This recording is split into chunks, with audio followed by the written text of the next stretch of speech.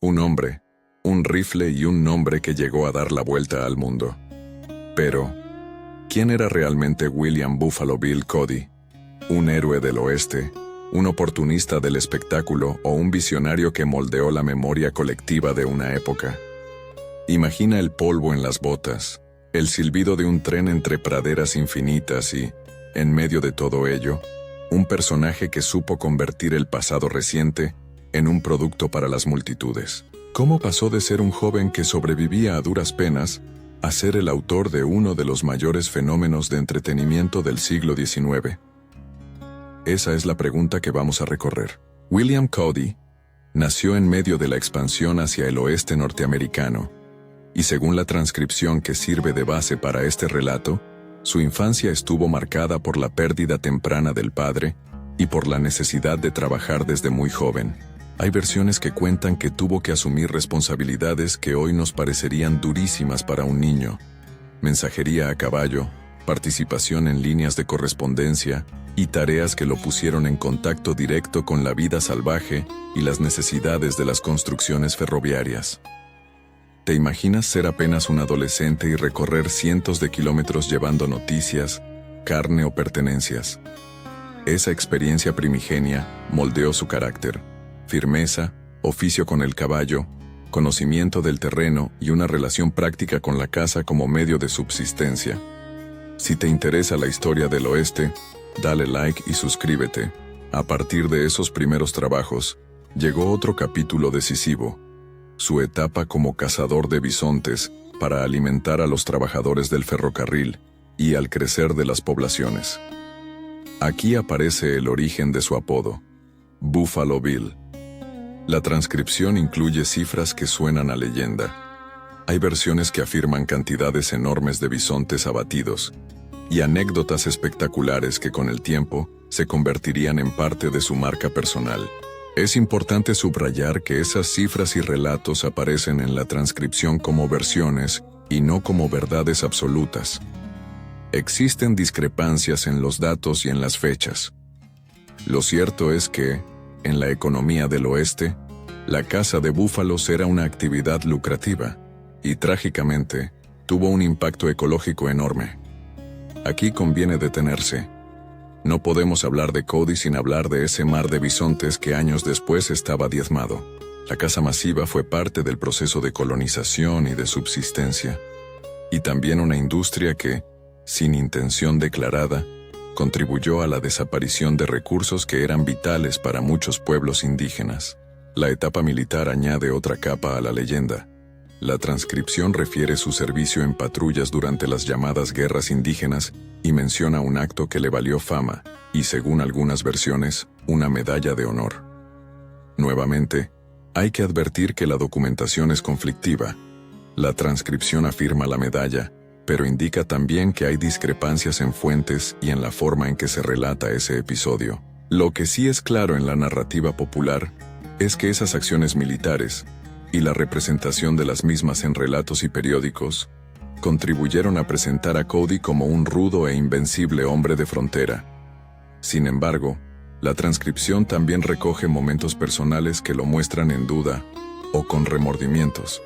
Se habla de una vergüenza por la persecución a indígenas y de una mirada compleja sobre su propio pasado como cazador.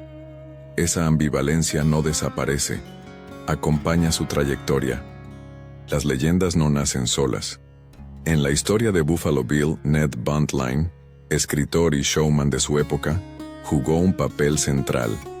Según la transcripción, fue Buntline quien empezó a convertir a Cody en personaje literario, escribiendo relatos que afirmaban hazañas y exageraban el espíritu del oeste. De cazador y patrullero, poco a poco Cody fue transformándose en protagonista de novelas, pistolero de portada y símbolo romántico de una frontera que empezaba a hacer historia. Es interesante pensar en esto. La mezcla entre prensa, literatura sensacionalista y la propia inclinación de Cody por el espectáculo creó una retroalimentación poderosa. Un personaje público comienza a actuar como tal, y las actuaciones devuelven una versión aumentada de la realidad al público. ¿Dónde termina el hombre y dónde empieza el mito? Esa línea, a veces borrosa, se tensó aún más cuando Cody decidió tomar el control del relato. La creación del Buffalo Bill's Wild West fue, quizá, su mayor movimiento estratégico. Según la transcripción, el espectáculo combinaba escenas de la vida fronteriza, caza, cabalgadas, duelos, actos de caza recreados, con la presencia de cowboys, pistoleros y hombres y mujeres de origen indígena. Era un espectáculo itinerante, que ofrecía al público una versión dramatizada del oeste. Coreografías, indumentarias llamativas, actos heroicos y, sobre todo, una narrativa completamente empaquetada para consumo masivo. La transcripción menciona que el show llegó a recorrer los Estados Unidos y cruzó el Atlántico hacia Europa, donde se presentó ante audiencias que no habían vivido esa frontera. Una de las anécdotas más repetidas es la actuación ante la reina Victoria. La transcripción recoge esa afirmación como parte del mito internacional que Cody supo construir. Actuar ante la realeza convertía el espectáculo en diplomacia cultural, una manera de vender la historia americana al mundo. Este tránsito del ámbito local al escenario global es donde se aprecia uno de los rasgos por los que algunos califican a Cody de visionario. Supo leer el mercado, convirtió historias en formato, en experiencia en vivo, anticipó la industria del entretenimiento moderno. Sin cámaras, sin radio ni cine masivo al principio de su carrera, Buffalo Bill creó un producto que se movía, emocionaba y educaba, aunque fuese de forma parcial y orientada a la espectacularidad. En ese sentido, si hay un hilo de innovación, entender que la memoria del oeste podía venderse, que las imágenes y escenas podían formar parte de una identidad cultural exportable. Pero hablar de visión no puede obviar la sombra larga de la explotación y el daño. El mismo espectáculo que popularizó la figura del vaquero también ofrecía representaciones de los pueblos indígenas que, aunque contaban con la participación real de personas nativas, ofrecían una narrativa centrada en la colonialidad del progreso estadounidense. La transcripción subraya la ambivalencia. Cody, por un lado, se mostraba respetuoso hacia muchas de estas personas y en ocasiones defendió su dignidad. Por otro, su show reprodujo estereotipos y formas de exhibición que reforzaban la idea de un oeste conquistado. Además, la caza masiva de bisontes no fue un mero telón de fondo. Fue parte de la dinámica que hizo posible el avance del ferrocarril y del asentamiento masivo. La transcripción recoge relatos de arrepentimiento en su vejez y menciona apoyos posteriores a medidas conservacionistas, pero también deja claro que estas posturas tardías no borraron el daño ya causado.